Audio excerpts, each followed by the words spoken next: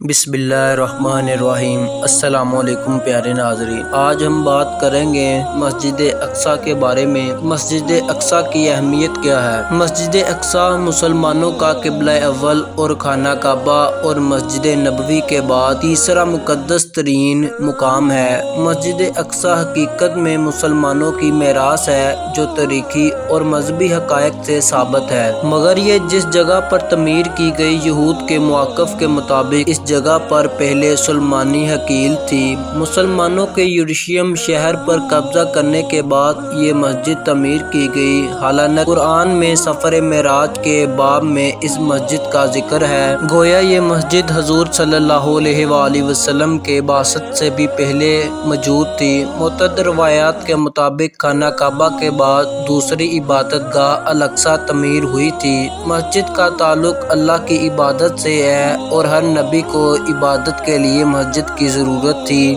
یہاں تک درست ہے کہ موجودہ دور میں اس مسجد کی معروف و نسبت حضرت سلیمان علیہ السلام کے ساتھ ہے، حتیٰ کہ ایک روایت کے مطابق اس مسجد کو حضرت سلیمان علیہ السلام نے جنات سے تعمیر کروایا، لیکن اسے کلیتہ حیل سلیمانی قرار دینا تاریخی اعتبار سے غلط ہے۔ حقیل کا لفظ رہائش گاہ، محل یا دربار کے لیے استعمال ہوتا ہے۔ گمان غالب ہے کہ نبی اللہ سلیمان علیہ السلام نے اپنی رہائش کا حجرہ بھی مسجد میں ہی بنا رکھا ہو اور اپنے متبعین کا اجتماع بھی مسجد میں ہی کرتے ہو، اس لحاظ سے اس مسجد کو ہیکل سلیمانی یعنی سلیمان علیہ السلام کا محل یا دربار کے نام سے منسوب کر دیا گیا ہو۔ حالانکہ یہ مسجد فی الواقع زمین پر دوسری تعمیر ہونے والی مسجد ہے۔ مقامی مسلمان اسے المسجد الاقصی کہتے ہیں۔ یہ مشرق یروشلم میں واقع ہے جس پر اسرائیل کا قبضہ تھا۔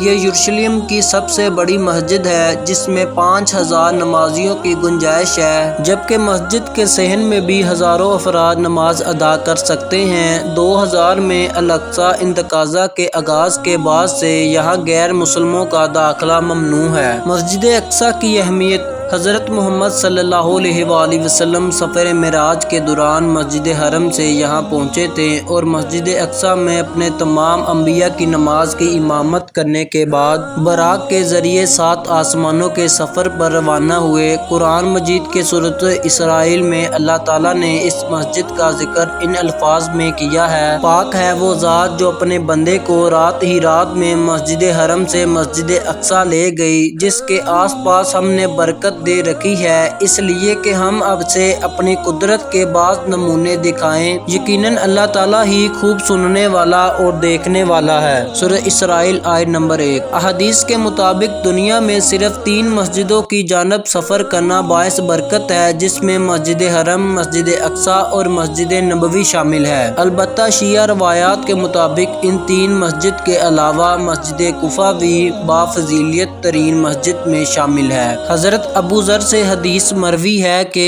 میں نے رسول اکرم صلی اللہ علیہ وآلہ وسلم سے پوچھا کہ زمین میں سب سے پہلے کون سی مسجد بنائی گئی؟ تو نبی صلی اللہ علیہ وآلہ وسلم نے فرمایا مسجد حرم یعنی بیت اللہ۔ تو میں نے کہا کہ اس کے بعد کون سی ہے؟ تو نبی صلی اللہ علیہ وآلہ وسلم نے فرمایا مسجد اقصی۔ میں نے سوال کیا کہ ان دونوں کے درمیان کتنا عرصہ ہے؟ تو نبی کریم صلی اللہ علیہ وآلہ وسلم نے فرمایا کہ 40 سال۔ پھر جہاں بھی تمہیں نماز کا وقت آ جائے نماز پڑھ لو، کیونکہ اس میں فضیلت ہے۔ مسجد اقصی مسلمانوں کا قبلہ اول ہے اور معراج میں نماز کی فضیلت کے بارے میں 16 سے 17 ماہ تک مسلمان مسجد اقصی کی جانب رخ کر کے ہی نماز ادا کرتے تھے۔ پھر طویل قبلہ کا حکم آنے کے بعد مسلمانوں کا قبلہ خانہ کعبہ ہو گیا۔